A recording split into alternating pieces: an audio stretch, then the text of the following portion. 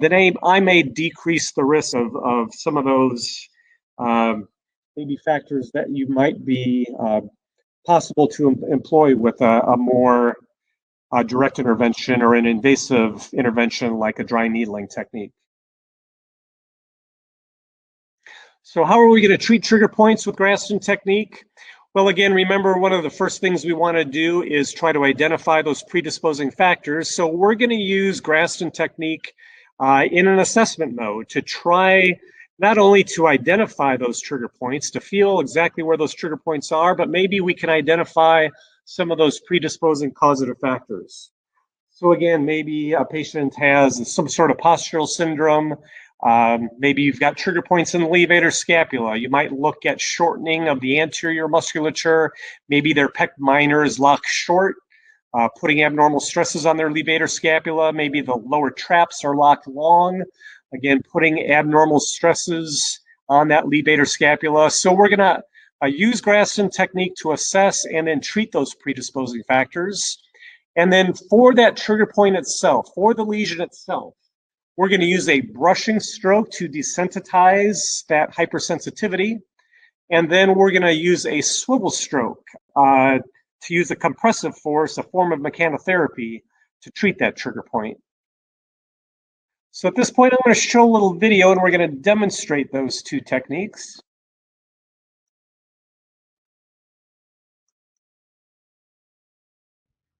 When addressing a patient with trigger points, the first thing we need to do is try to identify the source of the dysfunction. So say our patient had a trigger point in his levator, very common condition. So the first thing we may be doing is assessing and then treating the whole posterior shoulder girdle. So, or a lack of stability or motor control. And then based on our findings, we can more accurately determine the source of their dysfunction. And then this is going to help guide our treatment intervention. So these, first we're going to go through these 6 tests, and then we'll talk about how to interpret the results of these tests. And then again, we're going to talk about interventions to improve foot mobility. So we should be assessing range of motion first in a non-weight bearing position. We're going to assess that actively, and then we can look for asymmetries between both feet. So having our patients actively plantar flex, dorsiflex, invert, and evert. When looking at ankle dorsiflexion, we're going to want to look at that both with the knee straight as well as at the knee bent. Obviously, when the knee is straight, the gastroc is going to be on tension. And so if movement's limited, it could be due to a tight gastroc. We could compare that to how they move with their knee bent so that we can slacken the gastroc. If they lack range of motion with their knee bent, then that's going to be indicative that they may have some restriction in joint mobility. Likewise, we're going to look at the hallux, the first MP joint, and we're going to look at flexion and extension of that MP joint.